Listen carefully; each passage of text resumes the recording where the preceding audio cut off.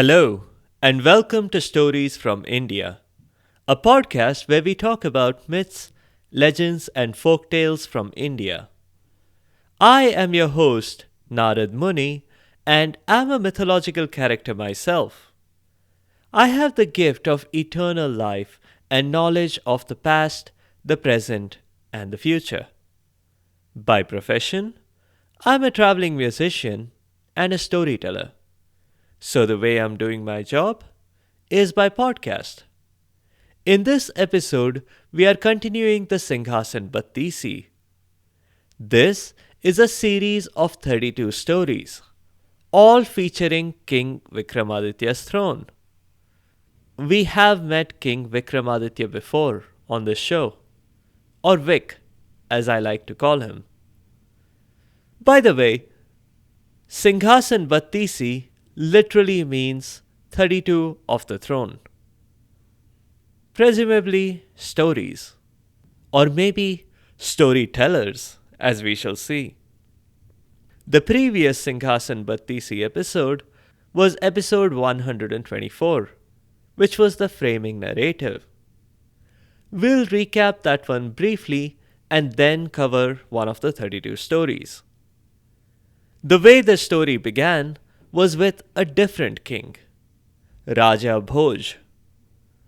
He ruled his little kingdom several centuries after Vic had passed on. Vic himself was a well-known king from the Vikram and Betal stories.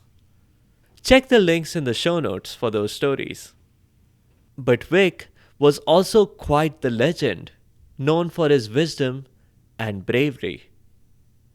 During Bhoja's reign, Vic's throne was an artifact that had been lost in time. The throne had the sort of value that modern civilization similarly attributes to the Holy Grail or the lost Ark of the Covenant. Well, the person who found Vikramaditya's throne was neither Indiana Jones nor Lara Croft. It was an ordinary farmer. Bhoj observed that farmer and his sudden change of behavior when in the vicinity of a particular hill. Raja Bhoj quickly had the hill dug up, and that's when he discovered the throne. Until then, Bhoj had been a very average king. Now that he had his hands on the throne, this was his chance to break out of mediocrity. Maybe by sitting on Vikramaditya's throne, he would inherit some of the supernatural powers that people believed it had. And maybe he would even become a more famous king than Vic. Spoiler alert, you've seen how many episodes we have done on Vikramaditya and how many we have done on Bhoj. So you know how that dream of outshining Vikramaditya has turned out. Bhoj seized the opportunity in front of him. He had his people clean up the throne and generally prepare it for him. And even mediocre kings were extravagant, so Bhoj had his people construct an entire new palace around this throne. Bhoj's architects and designers and builders had done a terrific job. They had even designed 32 stairs leading up to the throne itself to match the 32 idols on the sides of the throne. When Bhoj took the first step towards the throne, something very unexpected happened. One of the idols flew out of its spot. It hovered near Bhoj and asked him for a password. Well, Bhoj was not really a hacker, and he couldn't get past the idol, or so he thought. So he chose to answer a challenge question, hoping that would reset the password. And that's where we'll continue the story today. The idol, which resembled an apsara, spoke to him in the melodious voice of one. Thankfully for us, I will not try to imitate that voice. But what she said was basically, here's a story that you have to hear. There would be a test at the end. Bhoj tensed at those words. But he visibly relaxed when the idol added that this was not a reading comprehension quiz, which she was fully aware he had struggled with at school. In fact, there was only one question he would be asked, and that question too would be a true or false one. But Bhoj had to provide a sincere reply.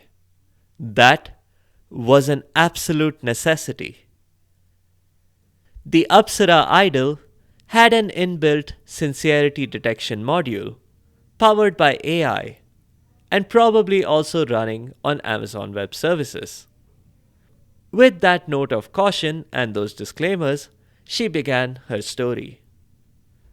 The story was set several centuries ago. King Vikramaditya was alive and well and ruling all the land. He used to walk amongst his people by himself. Uh-oh, thought Bhoj. Every time I think of a novel idea, it turns out Vic's already done it.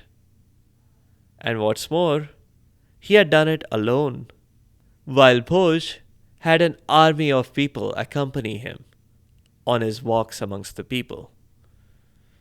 The idol continued. One day, on such a walk, Vic was by a lake when he heard some cries for help. He saw that in the middle of the lake, 3 people were desperately trying to stay afloat. It was very clear that they could not swim.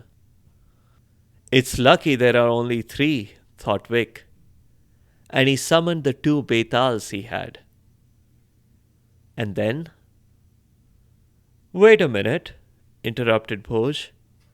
Narad's listeners may not know who Betals are. All right, said the idol.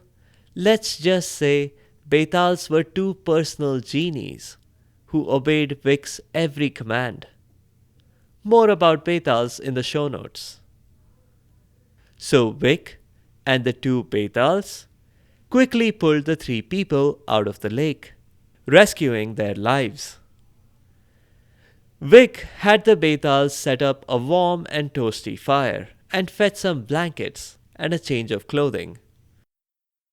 The 3 people turned out to be a family, a husband, a wife, and their child. The first thing they said was not thank you. They asked Vic why he had bothered to save their lives. Vic was puzzled at the question and said so. Hadn't they asked to be rescued? They had clearly shouted for help. Besides, it was his duty as king of the land to ensure the safety of his people. A duty he took very seriously. He couldn't stand by and let his people die right in front of his eyes. His ratings would drop severely. But just to be clear, he hadn't rescued them for the ratings. He was rescuing them because he genuinely cared about the well-being of his subjects. Every subject. But enough about him. How had they gotten there in the middle of the lake? Had they fallen off a boat? No, we walked into the lake, said the husband. By the way, let's call the husband Bhukha, the wife Pyasi, and the children Shararati. If you aren't aware, I'll explain the meanings of those names at the end of the story. Bhukha explained that they were poor and hungry. They had had no food for days and no prospects of earning anything. So they had decided they would end it all. However, when they started getting to the middle of the lake, suddenly all 3 of them panicked and wanted not to end it after all. But now that they were calm and rational again, they could see that they must try to end it after all. Nonsense, said Vic. If any subject of mine feels like that, I have failed in my role as your king. It is my duty to provide you with food, water, shelter as a bare minimum, and I shall provide it. In fact, you shall be my guests at the palace. You can enjoy the food, drinks, and comfort of palace life for as long as you like. Upon hearing those words, the family launched into a frenzied dance. Vic thought that their dramatic increase in enthusiasm from the state of mind they were in just 2 minutes ago was a little extreme. But he was polite and didn't say anything. Will you take us there now? Asked Pyasi. I could use a tall glass of whiskey. She could, and when they got to the palace, she certainly did. Not one tall glass, but 12 of them. Bhuka kept devouring every dish placed in front of him. Vic was reminded of Obelix from the Asterix comics. Luckily for him, though, the cooks in the royal kitchen had already been cooking up a massive dinner for the king's birthday. Vic observed the family eating, but soon he realized that he need not stick around, especially as Shararti seemed to think it was funny to take fruits from the fruit bowl and aim them at people, including the king. What annoyed Vic was that Shararati's parents didn't object or even say a word. In fact, they laughed with him when he hit the king square on the nose with a particularly ripe banana. Vic brushed it all off as newfound enthusiasm in a family that had not known happiness for a long time. It was his duty, after all, to provide for them, so he should just let them be. Vic himself was looking forward to a nice, quiet dinner with his family. The cooks would prepare his favorite dishes and his desserts. Unfortunately, things didn't go as he had planned. The cooks came and gave him the bad news. They had run out of time to make new dishes from scratch now. Things like Shrikhand take days to make, especially the way the king liked it prepared. Wait, said the king, but hadn't they been at it for a week now? What were they doing in the kitchen? Yes, said the cooks. They had been working hard at it for a whole week. And at about this time, Vic noticed that some of them were on the verge of tears. The head chef spoke up. Bhuka had eaten it all, and he had licked every dish clean. There wasn't anything remaining, even for the royal pets. She added, and my rasmalai, my masterpiece, the crowning glory of my professional career. He called it passable. He had the insolence to suggest that I needed to add some citrus flavor to my rasmalai. The king was shocked. He had hired the chef on the spot the moment he had tasted that delectable dessert she had prepared. He was shaken, but he decided to look past all that. Bhuka is probably just a bit harsh with his words. We get those kind of people all the time on reality TV. Just ignore him. The fact that Bhuka finished everything is a compliment, isn't it? He said He was only eating it because there was nothing else left, said the chef, and burst into more tears. Take the night off, all of you, Vic told them. You deserve it. You have worked so hard. But what about your Majesty's dinner? They asked. Oh, don't worry about it. We'll just get takeout. The kids have been meaning to try this new Gujarati restaurant anyway. Vic had a subdued celebration.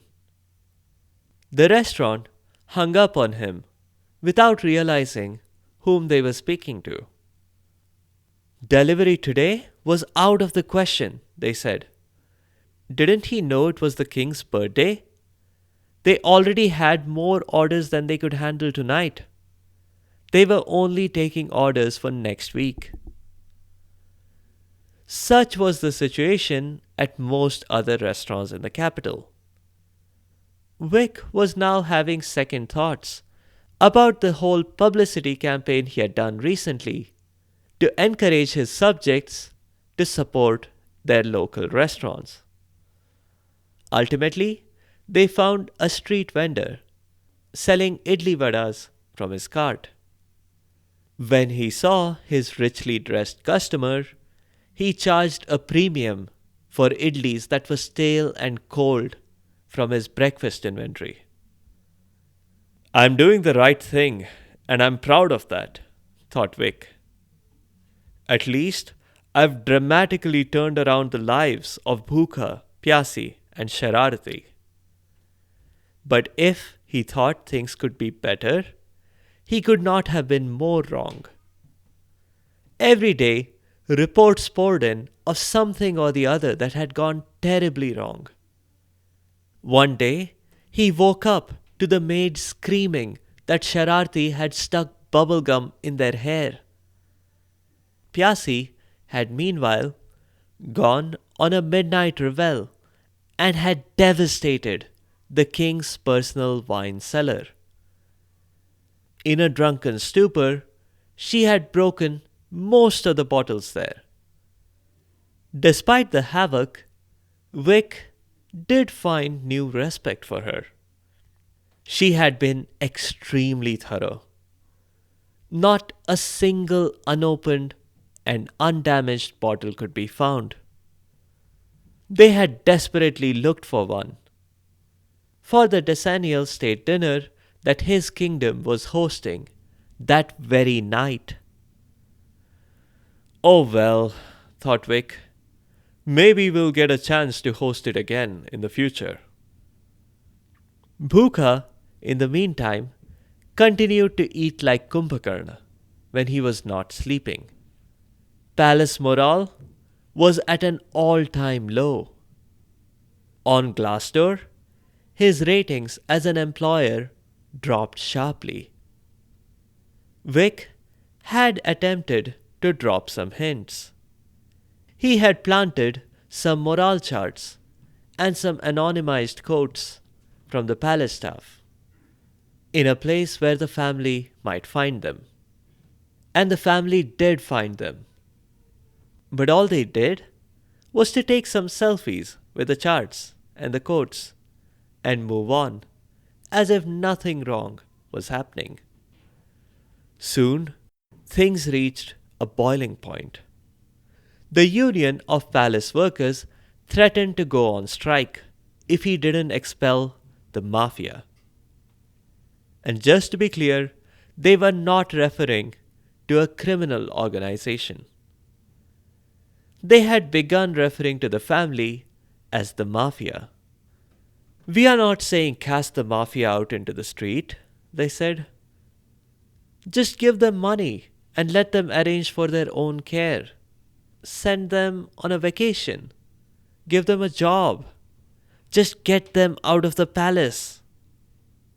But the king had given his word.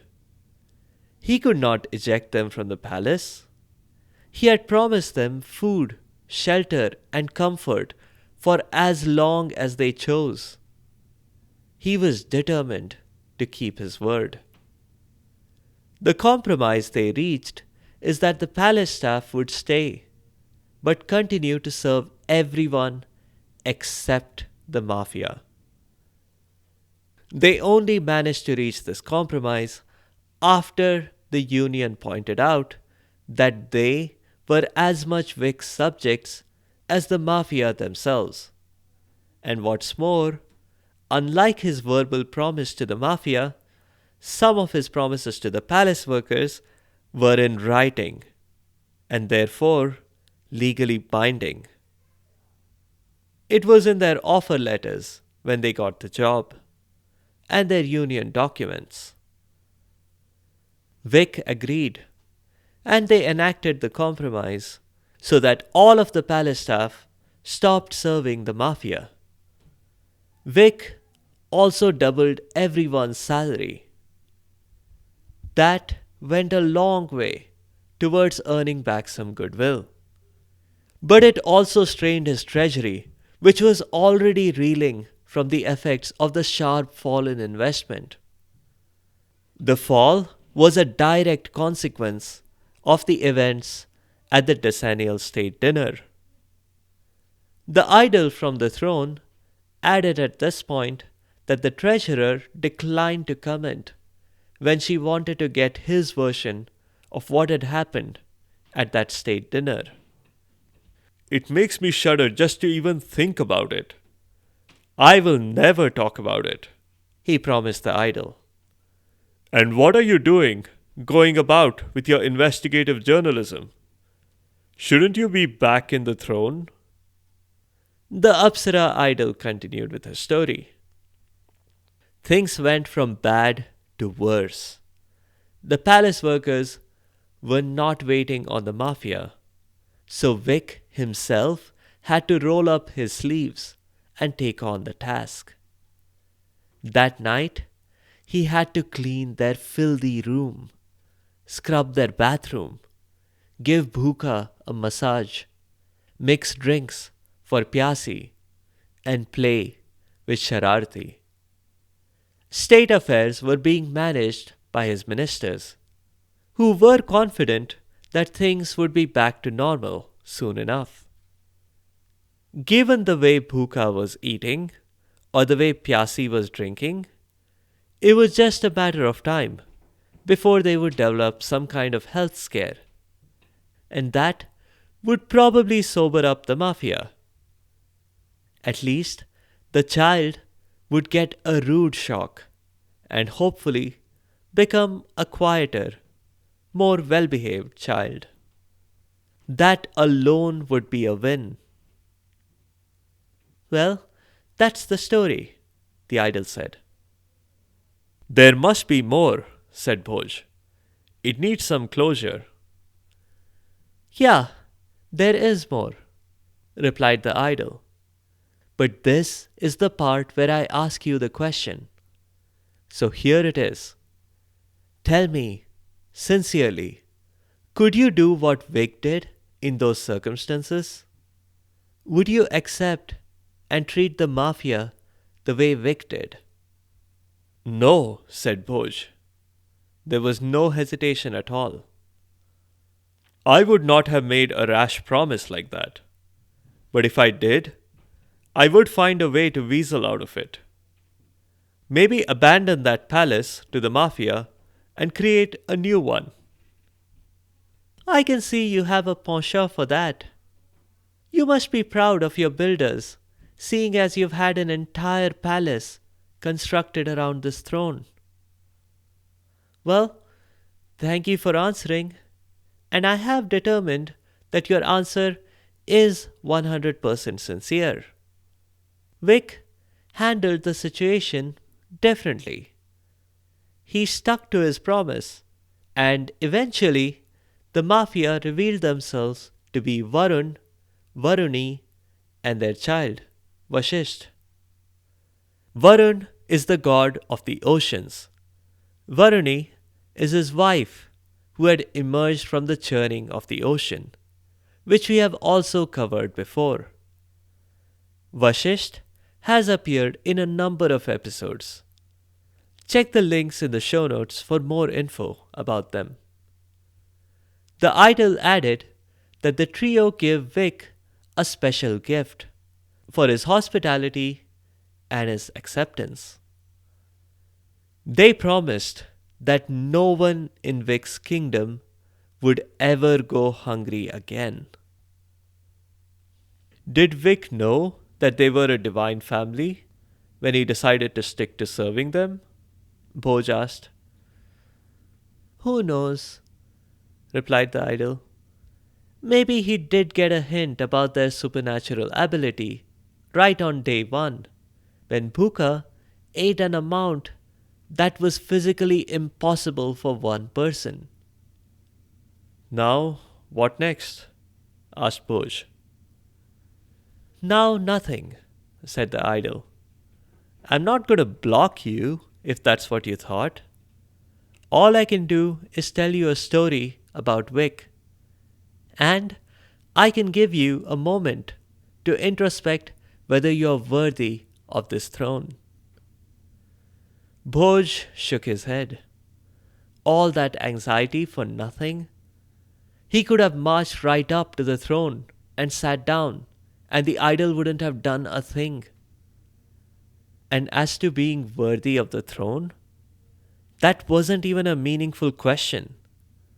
Of course, he would have chucked the mafia out the moment they became a pain. He couldn't hurt hundreds to keep 3 people happy. Or could he?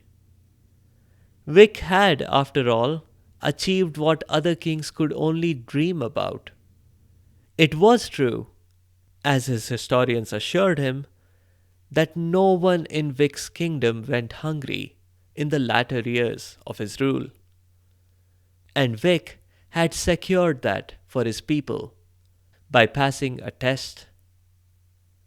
It was just a seed of doubt, but Bhoj ignored it and took the next step.